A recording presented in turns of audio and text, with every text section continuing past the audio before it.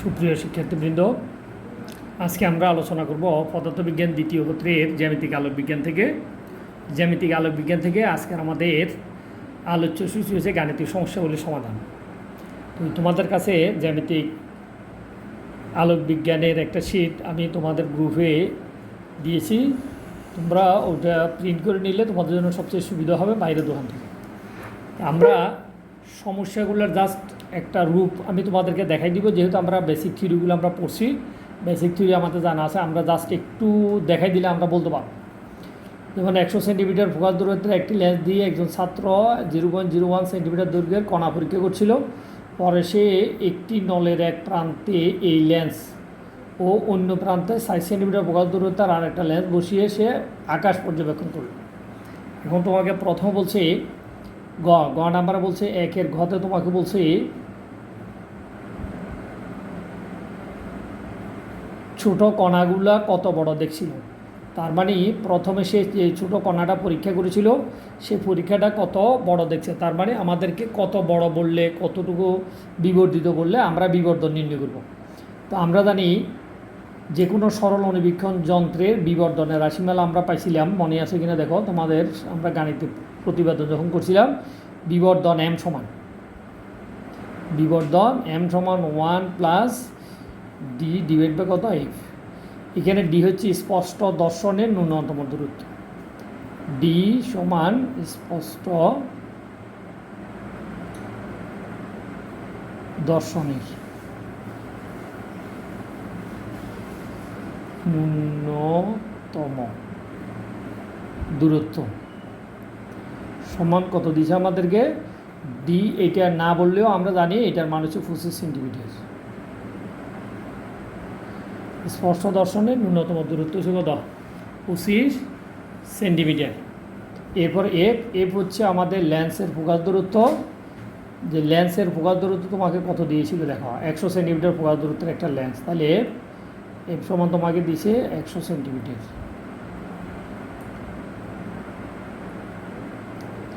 এখন আমরা যদি এগুলাকে মিটারে বানাই নিতে চাই তাহলে এটা হবে 0.25 আর এটা হবে 1.00 মিটার। এগুলো এখন মিটার হয়ে গেছে। তাইলে তুমি দুটোটাকে একই এককে রেখে সেন্টিমিটারেও করতে পারবা, মিটারেও করতে পারবা। এখন আমরা m সমান, তাহলে 1 প্লাস ডি এর মান আমরা কত পাইছি 0.25 আর এফের মান কত পাইছি, এফের মান পাইছি 1। তাহলে আমাদের রেজাল্ট হচ্ছে কত 1.25 এত বিবর্ধন আমরা পাইছি, অর্থাৎ এত গুণ বিবর্ধিত হবে। তো এখন তোমাকে বলছে ছোটো কণাগুলোকে আমরা কত বড় করে দেখব। ছোটো কণার দৈর্ঘ্য দিছে কত 0.0, তার মানে এটা হচ্ছে আদি দৈর্ঘ্য। তার মানে ছোটো কণা আমরা কত গুণ বিবর্ধন বা কত গুণ বড় দেখব। তা আমরা ধরে নিলাম নতুন বিবর্ধনের দৈর্ঘ্য, বিবর্ধিত দৈর্ঘ্য সমান এল সমান হচ্ছে কত ml। তাহলে এমের মান পাইছি আমরা কত 1.25 গুণন এল মান দেওয়া ছিল কত 0.01। এটা 0.1 সেন্টিমিটার। এটাকে যদি আমরা মিটার বানাই তাহলে এটা হবে 0.001। আমরা যদি মিটারে নিই তাহলে এত গুণ এত সেন্টিমিটার হবে বিম্বের দৈর্ঘ্য, বা এত সেন্টিমিটার না, সরি, এটা হবে এত মিটার হবে বিম্বের দৈর্ঘ্য। এখন গুণ করলে আমরা 0.3 গড় পরে দশমিক হবে, তার মানে এখানে আমরা পাবো যদি মিটারে করি আর যদি সেন্টিমিটারে করি, আমরা মিটার করলে আমরা পাবো 0.00125।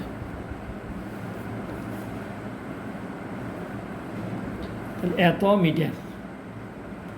এখানে 100 দিয়ে আমরা এটাকে যদি গুণ করে দিই তাহলে এটা সেন্টিমিটার হয়ে যাবে। 100 দিয়ে গুণ করলে এখানে আরও একটা শূন্য হবে।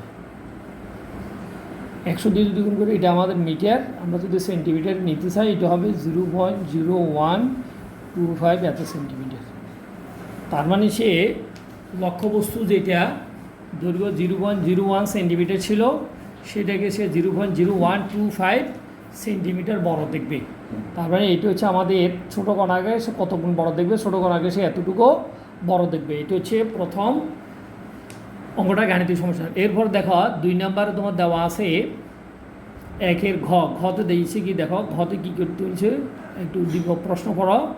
নল ব্যবহার করার পর আকাশের কোনো বস্তুকে দেখতে চাইলে, নল ব্যবহার করার পর আকাশের কোনো বস্তুকে দেখতে চাইলে কোন ফোকাসিংয়ে বেশি বড় দেখাবে গাণিতিকভাবে যাচাই করো। তাহলে এটি হচ্ছে স্বাভাবিক ফোকাসিং, আর এটি হচ্ছে নিকট ফোকাসিং বা স্পষ্ট দর্শন ফোকাসিং। তাহলে স্বাভাবিক ফোকাসিংয়ের ক্ষেত্রে আমরা বিবর্তন বের করব, আর স্পষ্ট ফোকাসিংয়ের ক্ষেত্রে আমরা বিবর্তন বের করব। তাহলে 2 ক্ষেত্রে আমরা বিবর্তন বের করব। তাহলে প্রথমে আমরা লিখব স্বাভাবিক ফোকাসিংয়ের ক্ষেত্রে বিবর্তন। স্বাভাবিক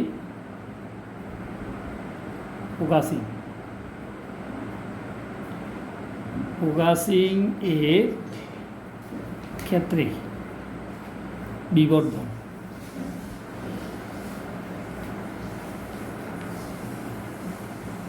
দেখে আমরা M1 দিয়ে প্রকাশ করলাম, M1 সমান F0 ডিভাইড বাই F। তাহলে এটি হচ্ছে স্বাভাবিক ফোকাসিংয়ের ক্ষেত্রে বিবর্তন। তাহলে স্বাভাবিক ফোকাসিংয়ের ক্ষেত্রে আমরা জানি একজন ছাত্র এত ফোকাস দূরত্বের একটি লেন্স দিয়ে এত দৈর্ঘ্যের লক্ষ্যবস্তু সে দেখছে। তাহলে F0 হচ্ছে অভিলক্ষ লেন্সের ফোকাস দূরত্ব, F0 এর মান, আর F হচ্ছে একই প্রান্তে অন্য একটা লেন্স এত ফোকাস দূরত্বের লেন্স ব্যবহার করে সে পর্যবেক্ষণ করছিল। তার মানে 60 সেন্টিমিটার ফোকাস দূরত্বের সে লেন্স দিয়ে সে দেখছে, তার অভিলক্ষ লেন্স হচ্ছে কত 100 সেন্টিমিটার, আর এটা হচ্ছে তোমার কত 60 সেন্টিমিটার। তাহলে আমরা লিখতে পারি অভিলক্ষ লেন্সের ফোকাস দূরত্ব F0 এর মান এটা হচ্ছে 100 সেন্টিমিটার, যেহেতু দুটোটা একই একক আছে, আর এটা হচ্ছে 60 সেন্টিমিটার। তো এখন এখানে কি দেওয়া আছে, F0 সমান 100 সেন্টিমিটার আর FE এর মান 4 সেন্টিমিটার। তাহলে এটা আমাদের কি দেওয়া আছে, যেহেতু এটা দেওয়া আছে আমরা মানগুলো বসাই দিয়েছি, বসাই দিয়ে ভাগ করলে কত পাবো 25। তাহলে সে 25 গুণ বিবর্ধিত দেখতে পাবে। তার যেই লক্ষ্যবস্তুটা যত ছিল তার 25 গুণ সে স্বাভাবিক ফোকাসিংয়ের ক্ষেত্রে 25 গুণ বিবর্ধিত সে দেখতে পাবে। এখন আমরা যদি বলি স্পষ্ট দর্শন ফোকাসিংয়ের ক্ষেত্রে অথবা স্পষ্ট দর্শনের নিকট ফোকাসিং বা স্পষ্ট দর্শন ফোকাসিং, স্পষ্ট দর্শন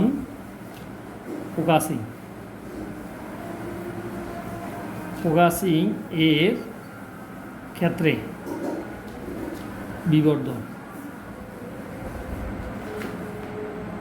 বিবর্ধন এটাকে নাম দিলাম আমরা M2 সমান আমাদের সূত্রটা আমাদেরকে অবশ্যই মুখস্থ মনে রাখতে হবে, F0 ডিভাইড বাই FE স্পষ্ট দর্শন ফোকাসিংয়ের জন্য 1 plus FE divide by D। যদি আমাদেরকে বলা হয় নলের দৈর্ঘ্যের অন্য প্রান্তে আমরা যদি অন্য আরেকটা লেন্স লাগাই, তাহলে স্পষ্ট দর্শন ফোকাসিংয়ের ক্ষেত্রে আমাদের সূত্র হচ্ছে অভিলক্ষ লেন্সের ফোকাস দূরত্ব ডিভাইড বাই অভিনেত্র লেন্সের ফোকাস দূরত্ব into 1 plus FE divide by D। FE হচ্ছে অভিনেত্র লেন্সের ফোকাস দূরত্ব, D হচ্ছে স্পষ্ট দর্শনের ন্যূনতম দূরত্ব।